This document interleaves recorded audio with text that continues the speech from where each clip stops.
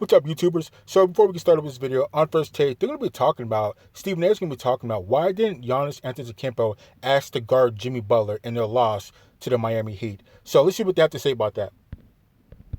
What's going on with Giannis here? Well, you know what? He's getting a little bit nervous. They lost 4 straight in the conference finals last year to Toronto, and now they're going up against a team that's not the Orlando Magic, a team they never considered to be a threat in the Orlando Magic. And now they're going up against the Miami Heat, and it's a different ball game. Let me say this, because it's incredibly important to say this to Giannis Antetokounmpo, the Greek freak, who's obviously a phenomenal player with a phenomenal future, and in light of the social justice issues that just took place. No. All I'm trying to hear about at this point in time is what happened in that game against the Miami Heat. That's all I want to hear about. Last week, where they were ready to forfeit a game. We all know that Giannis Antetokounmpo deserves a boatload of credit for Milwaukee taking the stance it took, standing with his teammates George Hill, Sterling Brown, and others, and electing not to play. But here's the bottom line. You have the cachet and the basketball prowess because of your defensive prowess, where asking the reporter that question and having an attitude about it or whatever the case may be is inexcusable. The reality of the situation, Greek freak, if you are listening, is that if you got a guy that's dropping in the midst of dropping 40, why didn't you ask to guard him? We don't want to hear, well, you just do what the coach tells you to do. Of course you do what the coach tells you to do. But throughout NBA history, we've seen stars that said, bump that, this is what I'm doing. And a coach doesn't stop you. A coach is very good about going about the business from an X's and O's standpoint and saying, okay, this is what I want to do. But the true superstars in the game have the cachet to say, I'm going to handle that. Which is why you saw Kawhi on Luka Doncic even more in Game 6 because of what he allowed to transpire. I believe it was Game 4 when Luka Doncic dropped a triple-double that included 43 points, and Kawhi wasn't guarding him near the end when he hit that game-winning shot. Allowed to be switched off and ended up with Luka Doncic being defended by Reggie Jackson.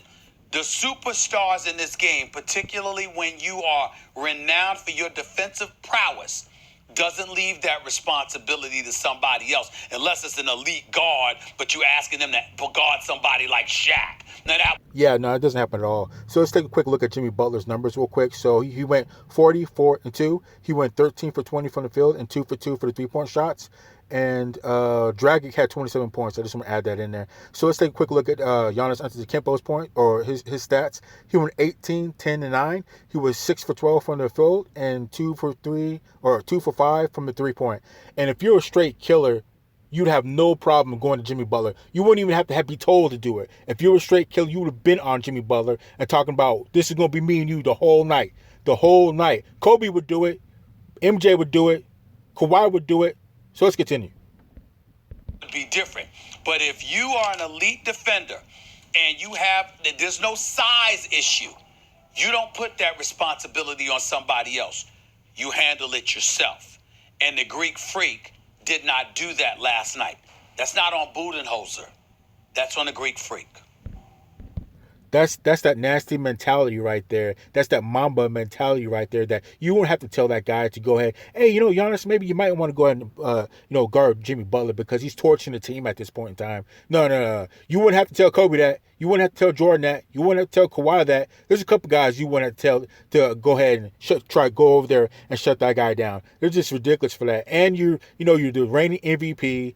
Defensive player of the year. Yeah, there's really no excuse for that. And you shouldn't have to be told to go in there and go head-to-head with Jimmy Butler. So, let's continue. Yeah, this is a debate show, but from time to time, we're thinking about it along the same lines.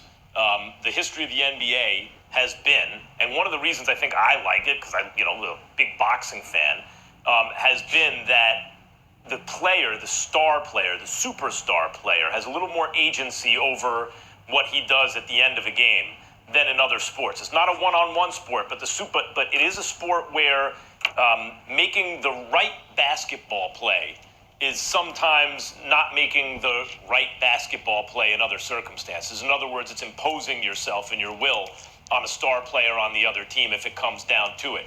And exactly. I agree with you here, Stephen A. Giannis needs to assert himself a little more, I think. And I think his confidence, I know the argument can be made, well, he's just doing the right thing and he's a team player. But when you're the MVP of the league, it's going to be 2 years in a row now, and your team needs you for something, and the other team superstar is hot, then maybe you insist on taking that assignment. Giannis really has a big reputation for being the kind of guy you want for your franchise. But who is Giannis Antetokounmpo? Is he going to go down as one of the greatest players in the history of basketball, and it looks like he has the ability to do it? Or is he going to go down as a superstar of his time, but he was missing something that allowed him to get to the next level? The missed free throws, I thought, were a sign of shaken confidence. I did not think he had a good game on either side of the floor yesterday. Absolutely ridiculous. There is no excuse for that. And he's going to have to play better, and that may mean on asserting himself within his own team. Killers don't miss like that. A little bit more as this series goes on.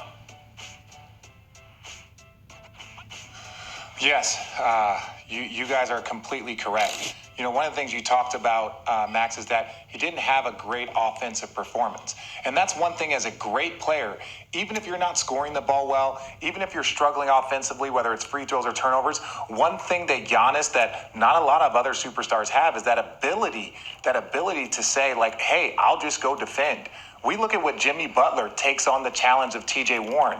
We've seen so many great perimeter guys, whether it's Kawhi Leonard or Draymond Green, step up to the challenge. Now, Giannis is a very unique talent, right? So I had people tweeting me saying, oh, well, no one was asking Rudy Gobert. He was the defensive player of the year.